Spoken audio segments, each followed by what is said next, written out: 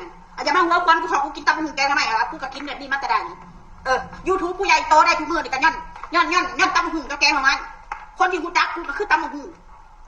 กูไม่ได้กูกินปูกับคนเบิ่งกูแค่50,000 60,000 แสนแค่นั้นกูกินตำหูคนเบิ่งกูหลายว่าซั่นซะกูเกิดย้อนตำหูคนที่กูจักกูน่ะที่บอกว่าหายซะให้พ่อกูไปเอาหายสงสัยแต่ของมึงมีปัญญาทีได้จะรถจักรคันเก่าๆมอเตอร์ไซค์คันเก่าๆเลยน้องมึงน่ะบอกกูว่ามึงเปลี่ยนนะแม่รถกระบะข้างๆของมึงน่ะ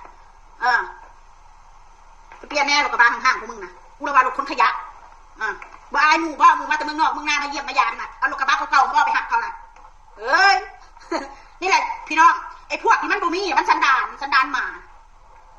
ปากนี่เว้ายังไงน้ำหนักคอท่านแดกแต่ละมึงน่ะปากนี่เว้าใหญ่ถ้าเว้าใหญ่เห็นมึงเห็นกูบ่ว่ากูก็สิย่ออยู่ในส่วนส่วนที่มึงเก่งกูก็ย่อส่วนมึงเก่งส่วนที่มึงสันดานหมากูก็ด่าแม่ยังกัดเท่านั้นแหละได้เลยตู้ทุยกูสิฮะตามให้กูเบิ่งแม่จะได้กูเบิ่งไงล่ะอะไรได้มันจะใส่ศาสตร์นอนอยู่ในห้องสี่เหลี่ยมมึงมีรายได้นะรอรับเงินบริจาคให้ก่อนเขาโอนให้แดกนะได้สแต็กกุ้งกับวาดีนะอีสัตว์สัว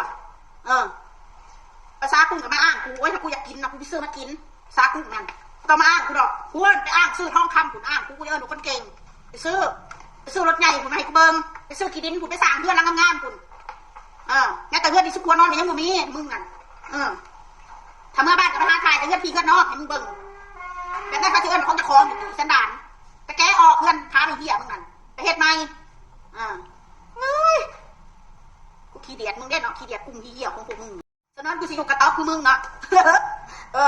ฉะนั้นกูสิอยู่กระต๊อบคือมึงอีสันดานอีชาติชั่ว